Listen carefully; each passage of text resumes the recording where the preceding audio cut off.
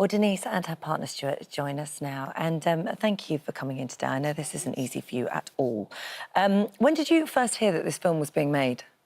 We heard first and just before Christmas, but I thought, you know what, I'm not going to give it any publicity. It's just one of them things that's going to come and go, you know, it's nothing to make a fuss of. So we went about our Christmas the way, you know, as a family should. We enjoyed, we had a lovely Christmas, and then as we went straight into the new year, we were with this, it's now shortlisted for an Oscar, and that's when, you know, reality hit, and I thought, why is it getting an Oscar? We don't know anything about this film. We weren't even contacted. No one in James's family, none of us were contacted over this. That seems extraordinary. It was just like, we were with it. Well, as we said, it's a 30-minute film made up of almost entirely of verbatim quotes from interview transcripts. Shows 10-year-olds John Venables and Robert Thompson crying. I mean, they're young actors asking for their parents as detectives quiz them over James's death. So, incredibly difficult for you, and it's all back again. It's just reliving the nightmare. I mean, I tried to put it behind me. I've fought all these years, and I was coming up to 26 years, and I have done my best to be James's voice, but to be with something like this, it's just took me right back down. To see that still of James being led to his death by them two, and then to see it again by actors, and especially the one who's played James, it's just, it's heart-rending, and we just can't get over why he's done it. You've obviously chosen not to watch the film, and I completely understand why. Stuart, you did see it, and you said it made you feel physically sick, actually. Yeah, I mean, obviously, when you watch the film, again, obviously, the child actors are playing Thompson and Venables. I mean, that's bad enough for them to have to go through the lines, and obviously, I'm hoping for them two children that there's duty of care for them as well, because obviously... For the actors, you mean? For the actors, yeah. Because obviously, for the lines they've had to say and the scenes that they've had to reenact, I think was quite horrific. Yeah. But then to actually see a little child playing James, and in one part, what I say, Denise hasn't seen it, but the actual child that's playing James is in tears, is sobbing. So what have they had to do to make that child cry, to make that part of the film? I don't know. It's what goes through the minds as well. I mean, whatever they've done to that child to make it cry, that child's probably thinking, what have I done wrong?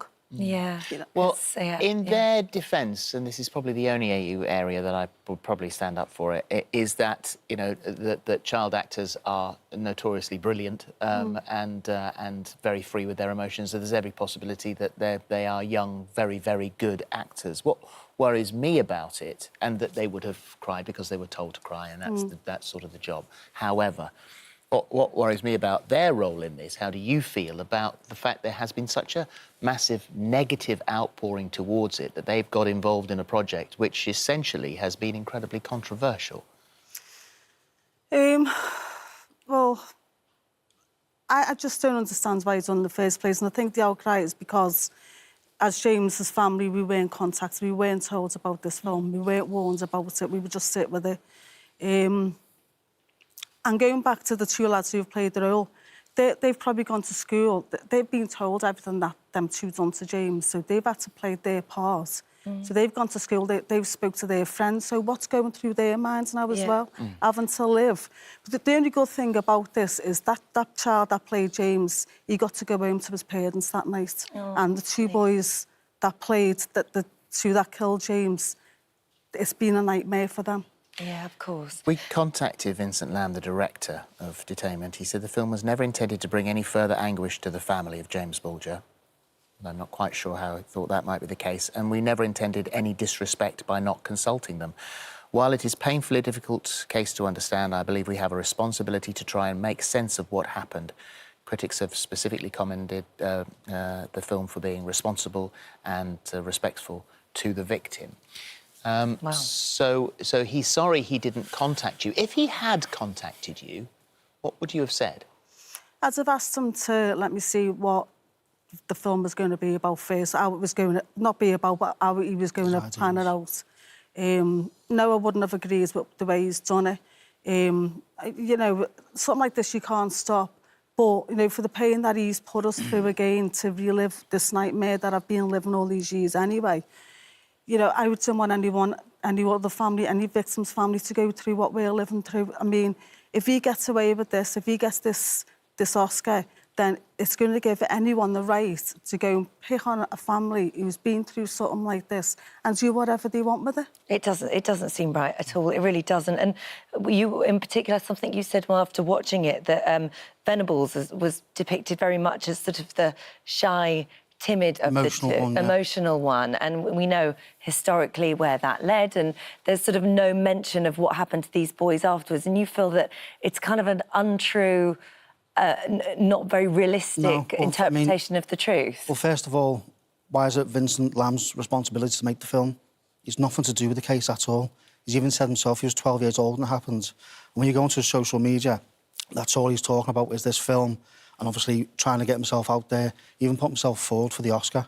And for the part of the film that he's chosen from the interview tapes of Thompson and Venables, he's done it where there's an actor, obviously, who's portraying Venables, who's emotional at the time. Venables went on to re-offend twice now. He's in prison for child pornography. The child that played Thompson comes across very bullish, very angry, aggressive to the police officers. So he's trying to like humanise and feel sorry for Venables, which I just think's totally wrong about it. Have you been contacted by that original police team, those who were involved directly in the investigation? Yeah, they've been in contact quite a few times, and they're quite disgusted as well. They're annoyed at the way it's being done because it's making them look bad in their jobs, and they weren't bad in the jobs that they done. They looked after them too perfectly. They couldn't have given them any more than they give them. You know, it's just what he's done. It's a true story, but he's altered stuff in there as well, a lot of stuff, and I think it shouldn't get the Oscar. And if he feels that strong about hurting the family, then I think he should pull it himself. Yeah. And you would urge anyone to just not go and see it, because that's the only power that you have now to... Somebody set up a petition, and at the moment it stands at over 100,000 signatures. And the petition is to remove from the Oscars. Right. We're actually saying to Vincent Lam now, because obviously he's nominated himself for the Oscar, withdraw that yourself and remove the film from the public domain. Yeah.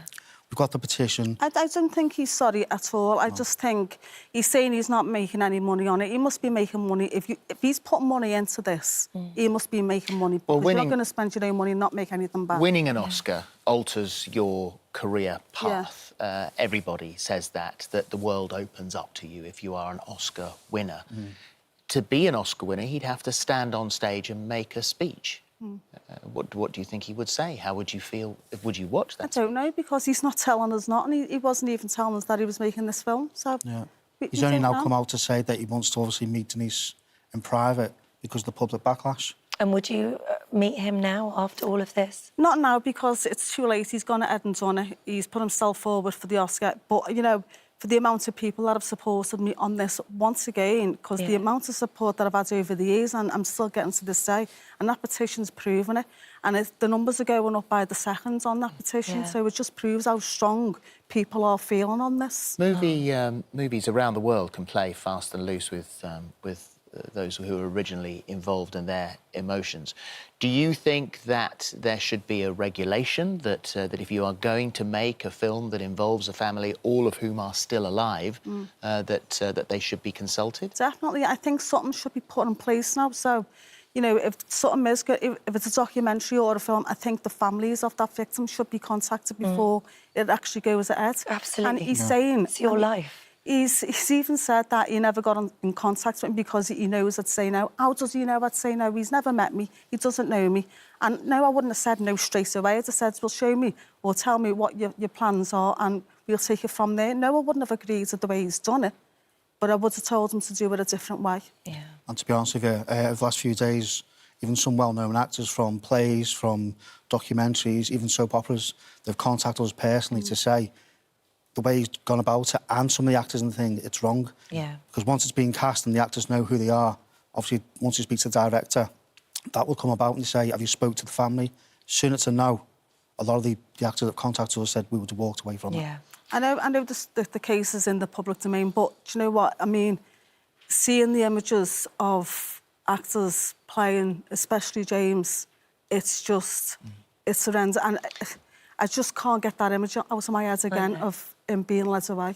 I'm so sorry. I'm so sorry you're having to go through this all again. I really am. It's horrible. I'm sorry. Thank you both for coming. Thank you. Thanks for having us. Thank you.